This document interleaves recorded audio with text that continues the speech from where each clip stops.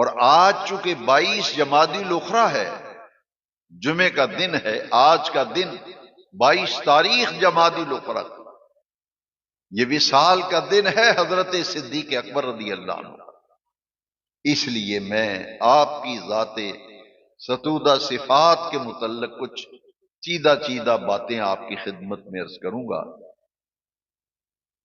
کہ پوری امت کے اندر سیدنا ابو بکر صدیق رضی اللہ تعالیٰ عنہ نبیوں، رسولوں، پیغمبروں کے بعد تمام نبیوں، تمام رسولوں، تمام پیغمبروں کے بعد پوری انسانیت میں اور پوری بشریت میں افضل حضرت سیدنا ابو بکر صدیق ہیں رضی اللہ عنہ،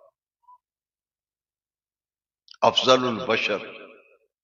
اعلی حضرت امام شاہ احمد رضا خان فاضل بریلوی علیہ رحمہ نے سیدنا صدیق اکبر کے لیے جو لفظ استعمال کیا ہے، افضل الخلق بعد الرسل،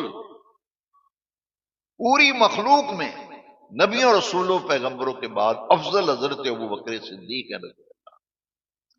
اور سیدنا صدیق اکبر رضی اللہ عنہ کہ افضل البشر ہونے کا جو عقیدہ ہے، نظریہ ہے، اس پر تمام صحابہ کرام کا اجماع ہے، اور صرف صحابہ کا اجماع نہیں ہے بلکہ تابعین کا بھی اس بات پر اجماع ہے کہ حضور کی امت میں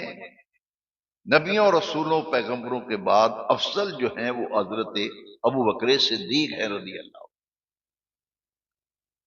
افضلیت صدیق اکبر کا اعتقاد یہ اہل سنت و جماعت کا وہ عقیدہ ہے جس پر اجماع ہے، اور اللہ رب العزت نے تمام صحابہ کرام میں سے حضرت ابوبکر صدیق کو یہ مقام دیا، یہ مرتبہ دیا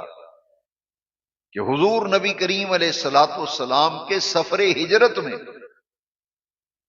جب حضور نے مکہ مکرمہ سے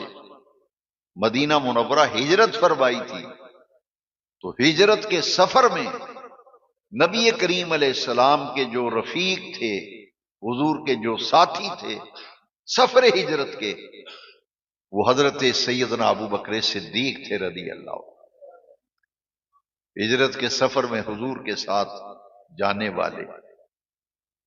اور پھر ہجرت کے سفر پہ جب حضور روانہ ہوئے تو کفار مکہ حضور کی تلاش میں نکلے، معاذ اللہ حضور کے قتل کے ارادے سے